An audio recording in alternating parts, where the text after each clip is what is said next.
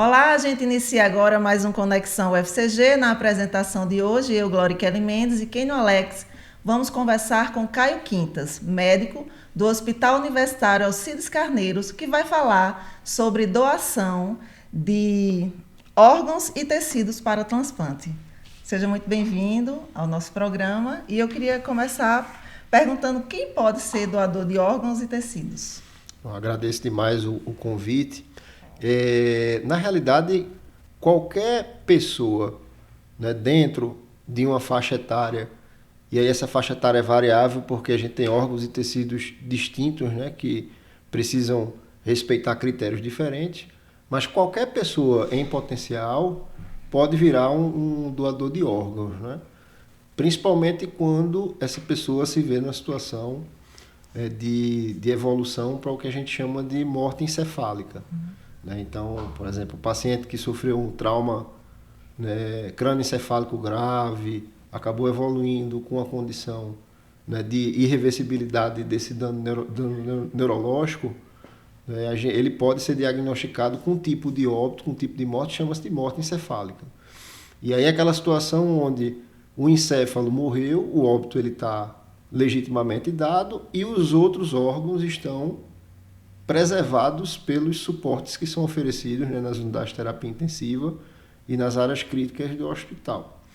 E aí esse paciente, né, que já acabou evoluindo ao óbito, ele tem a oportunidade de disponibilizar uma série de órgãos e tecidos com o potencial de salvar aí 5, 6, 7 vidas, caso a doação de fato se concretize. Então, como essas circunstâncias podem acontecer com qualquer pessoa, todos nós aqui estamos sujeitos a sofrer um acidente ou ter um AVC grave ou qualquer comorbidade que leve à condição de morte encefálica, então é possível que se seja doador.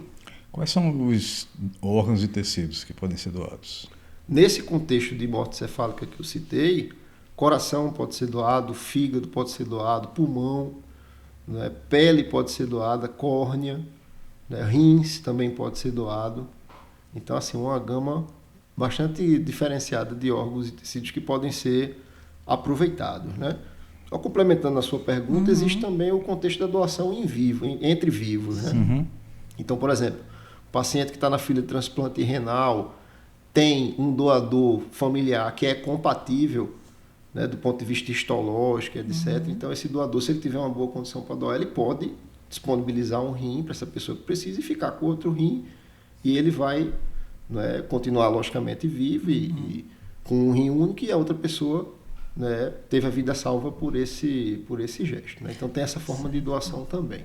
Existe alguma doença ou alguma comorbidade que impeça a pessoa de ser doadora?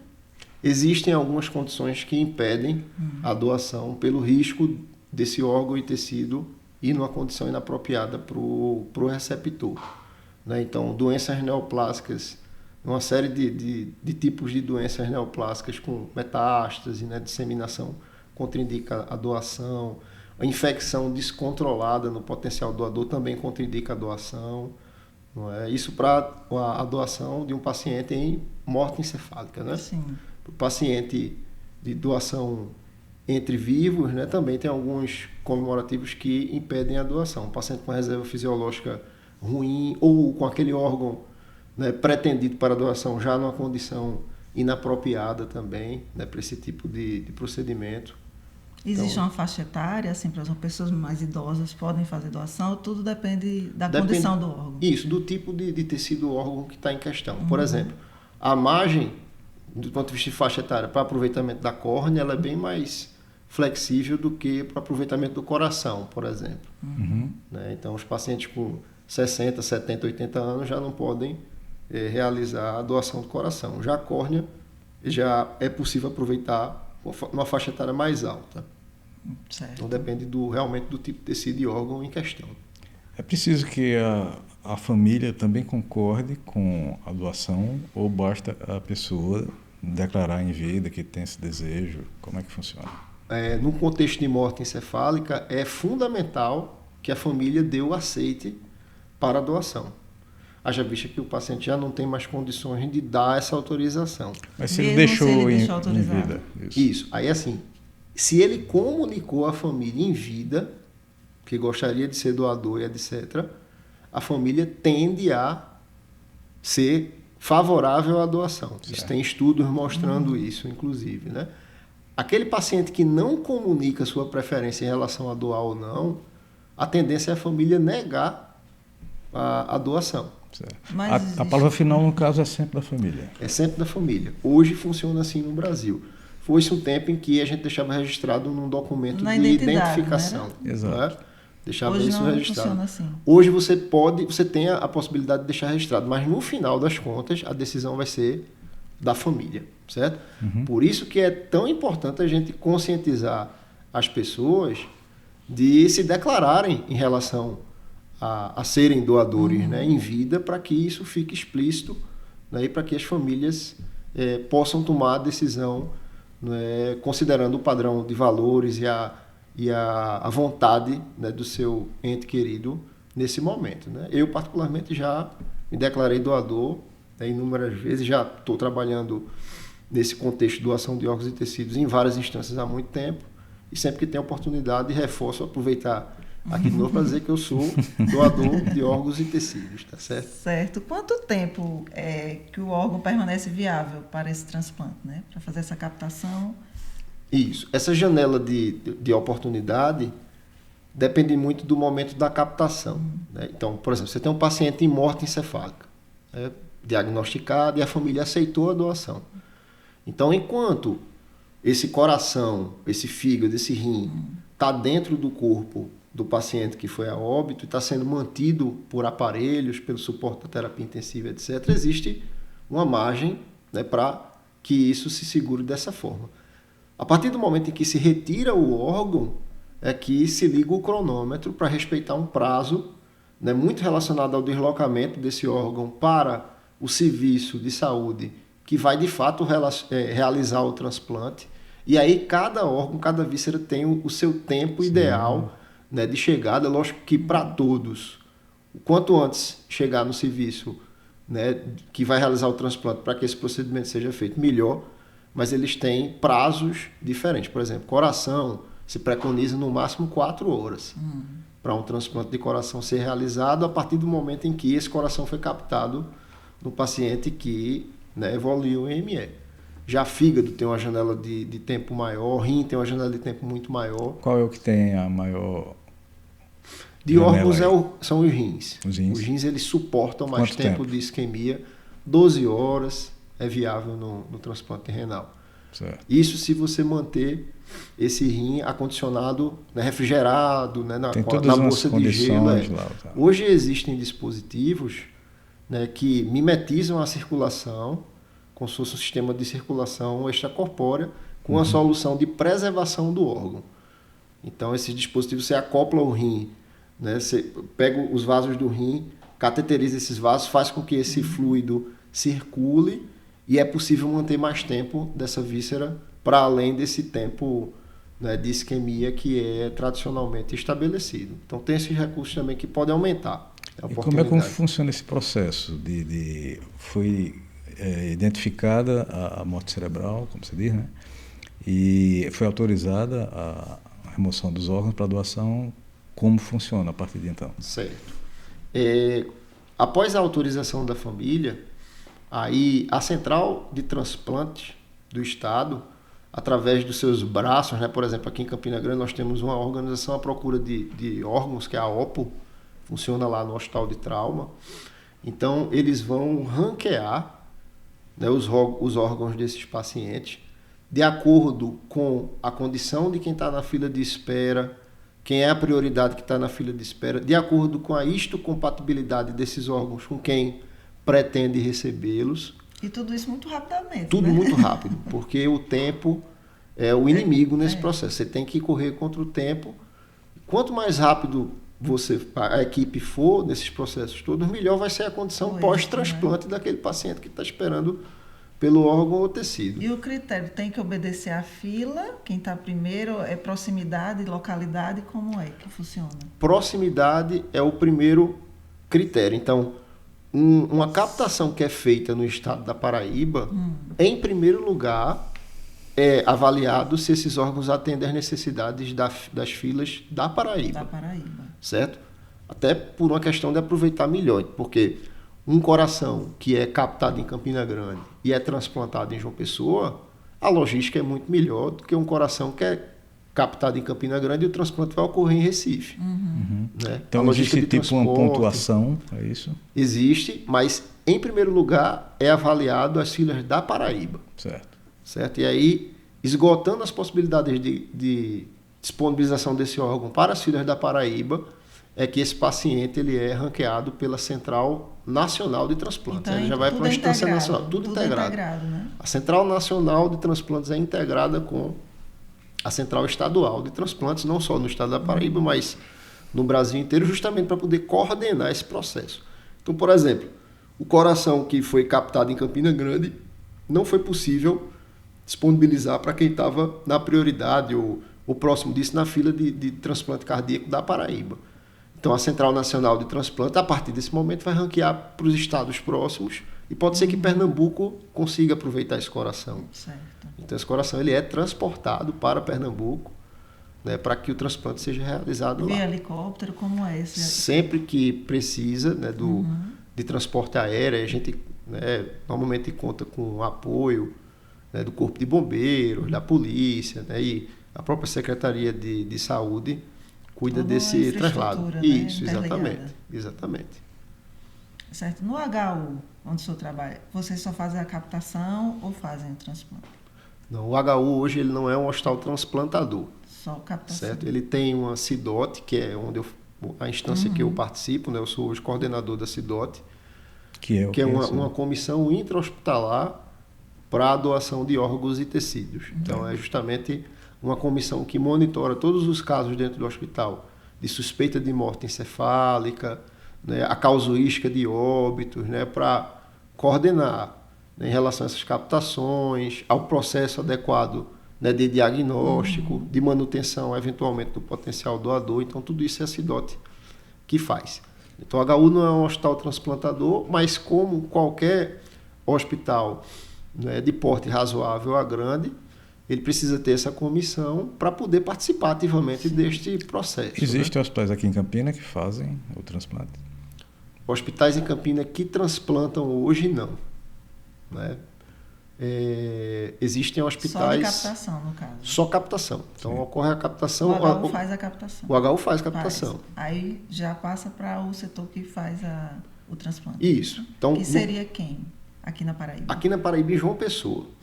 Aí você tem vários hospitais que são credenciados como transplantadores e conseguem fazer esse procedimento.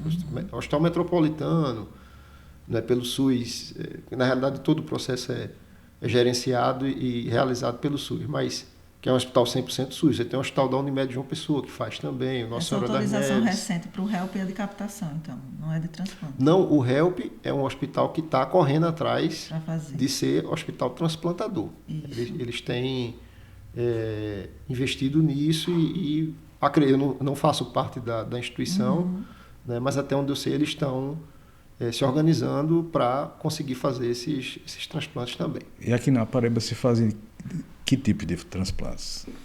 Aqui na Paraíba hoje, rim, fígado e coração. Para tecidos, córnea. Transplante de córnea faz também. Certo.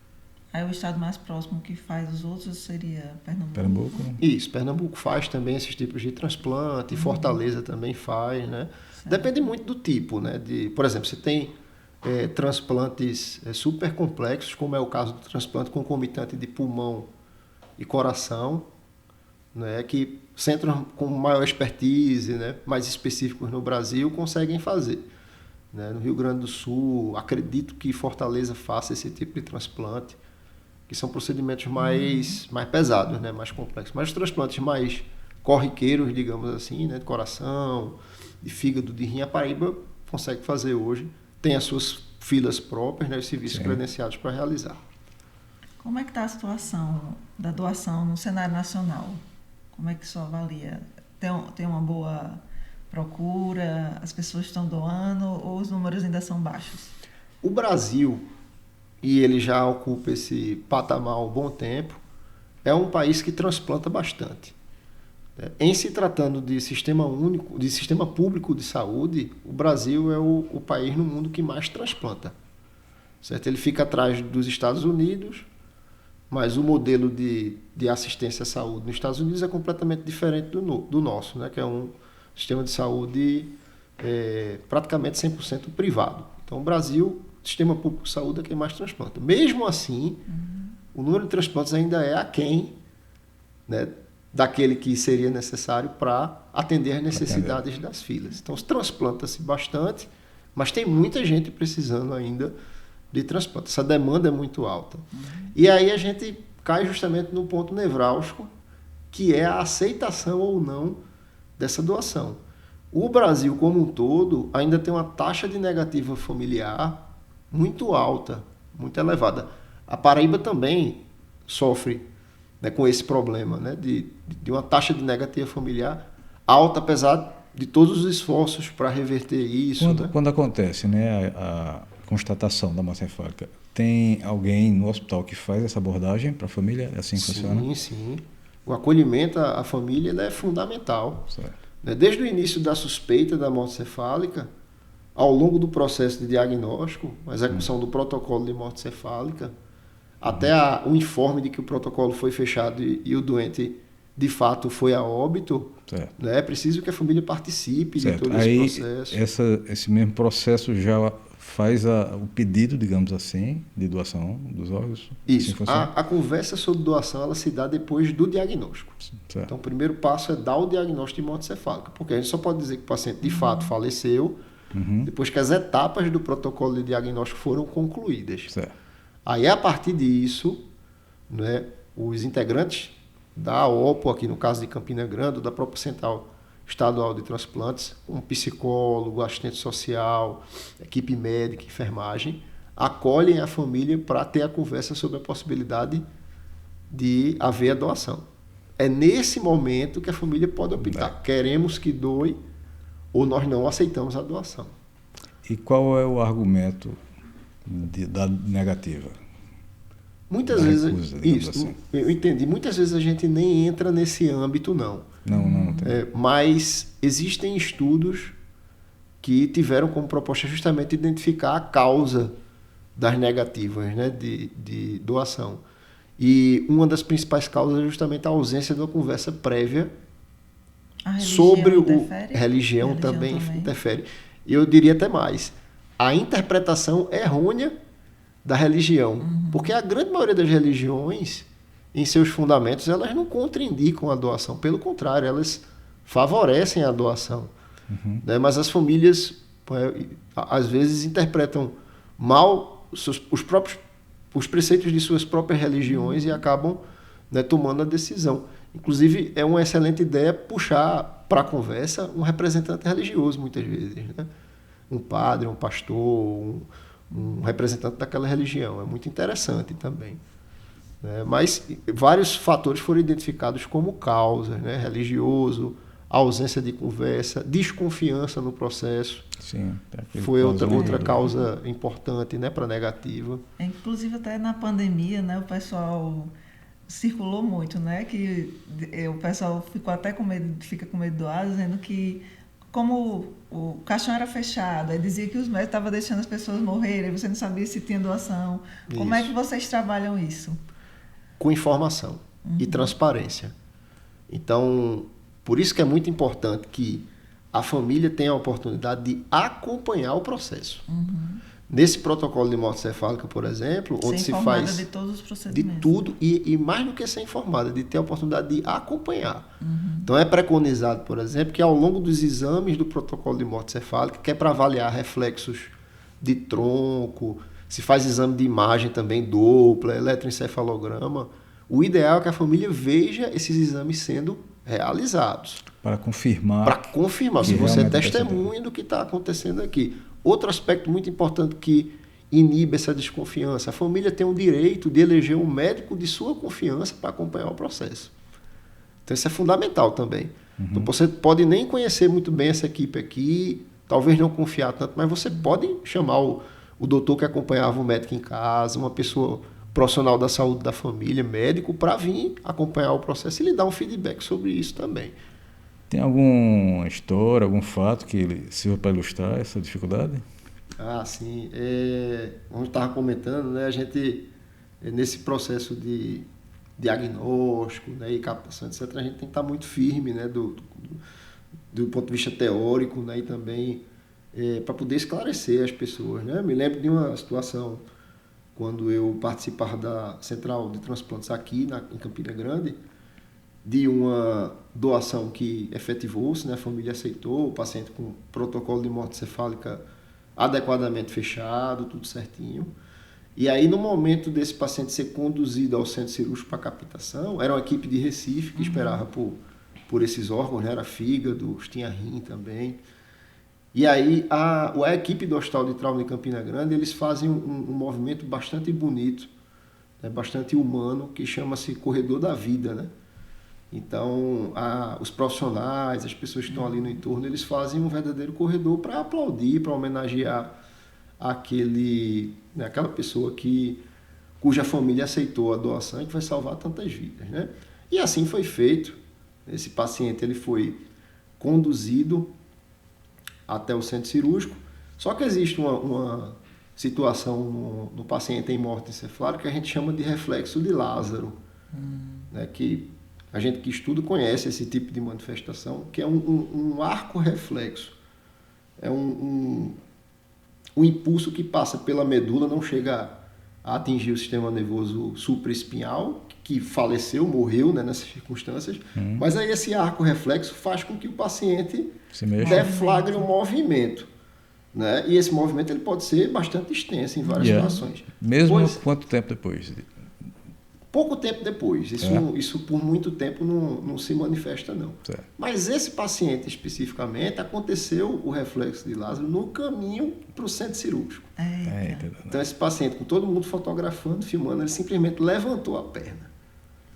E aí, na hora que eu vi, eu já me preparei. Se vai vir repercussão, eu vou ter que estar, né, com tudo na ponta da língua para explicar. O pessoal bateu foto, filmou, mas como é que pode o paciente estar vivo e tal? E hoje em dia, com rede social, você... E aí, nessa época, já se tinha isso, né? Redes sociais, Instagram e tudo mais.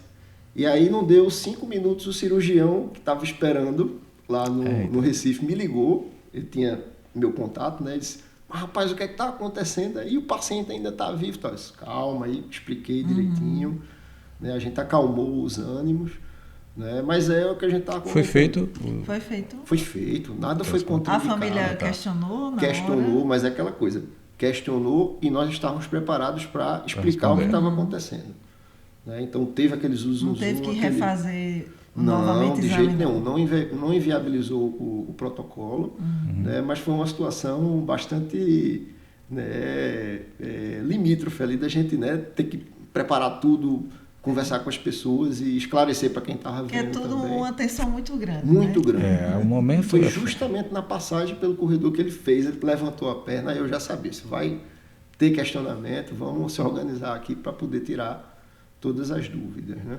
Vocês desenvolvem lá no H1 um projeto de sensibilização, né? Como é esse projeto? Como foi que surgiu essa ideia? Desde quando vem atuando? Fala um pouquinho para a gente. Assim. Isso, nós desenvolvemos um projeto de extensão com o propósito de realizar um marketing social com as pessoas que circulam pelo hospital universitário sobre doação de órgãos e tecidos, né? Então, nesse projeto, os preceptores e os alunos abordam as pessoas que estão esperando por uma consulta, um funcionário do próprio HU, das pessoas que estão circulando por ali, qual o conhecimento que elas têm sobre doação de órgãos e tecidos, se elas já chegaram a conversar sobre isso em casa com seus familiares, né? A gente tem a oportunidade de mostrar material infográfico também, que a Central Estadual de Transplantes gentilmente nos cedeu, participou ativamente com a gente desse projeto lá no Hospital Universitário. E a gente elaborou isso aí justamente por perceber esse gargalo no processo. Uma carência. Exatamente. Então, as pessoas precisam conversar sobre o assunto, as pessoas precisam se informar mais sobre o assunto, porque assim elas vão declarar sua vontade de ser doador em vida e a gente tem a oportunidade de reduzir essa taxa de negativa familiar lá na frente. Então, nós enxergamos essa intervenção com o potencial de melhorar a captação de órgãos lá e salvar vidas na ponta do processo. Por isso que a gente, né, decidiu estruturar e executar esse projeto. E nesse tempo de projeto, vocês perceberam um aumento de doação? Ainda Ou não. Ainda não fizeram? Ainda não. Essa Até porque a gente vislumbra que... Vocês acompanham, né? Os isso, números. Isso, a gente acompanha essas estatísticas, a ABNT, né, que é a BT não, desculpa, Associação Brasileira de Transplante de Órgãos, né, a BTO. Ela publica anualmente em sua revista, né, as estatísticas nacionais e locais, né? Então a Paraíba tem sua estatística publicada também. E a gente espera que lá na frente isso tenha repercussão numa diminuição da negativa familiar, né? Mas é um trabalho de longo prazo, realmente, né? Por isso que a gente viu a necessidade, inclusive, de estender esse projeto de extensão, né, com o ideal de ir para além dos muros do HU, né? Abordar até no próprio ambiente, né, da universidade, né, o ambiente universitário onde é fundamental, importantíssimo, né, se tratar sobre isso. Então, tem sido muito gratificante, porque apesar da gente não ver diretamente uma queda na negativa familiar, pretendemos ver isso no futuro, a gente já percebe o interesse das pessoas por discutir sobre o tema e a oportunidade de esclarecer muitas coisas, né, em termos de dúvidas e tudo que essa população apresenta na hora da abordagem. E essa equipe é formada por profissionais de quais cursos? É só de medicina? Hoje só de medicina. Certo. Mas não, a gente também pretendemos estender, até porque todo o processo ele é, na realidade, multi e interdisciplinar, né? Então, a equipe médica ela participa em várias etapas do processo, mas está lá de maneira bastante pesada também, a equipe de enfermagem, psicologia, assistência social, né? Todas as equipes que participam do projeto a gente pretende incorporar à extensão, porque é um ensinamento, na realidade, numa via de mão dupla, né? Por exemplo, os nossos alunos de medicina, que um dia serão médicos, esses que estão participando do projeto com a gente já serão médicos com um ponto de vista completamente diferente sobre esse contexto de doação de órgãos e tecidos. Forma não só o público, mas também... Exatamente, existe esse lado também de formação do graduando, né? Por isso que a gente viu a importância de estender para outras áreas que também estarão diretamente relacionadas ao processo.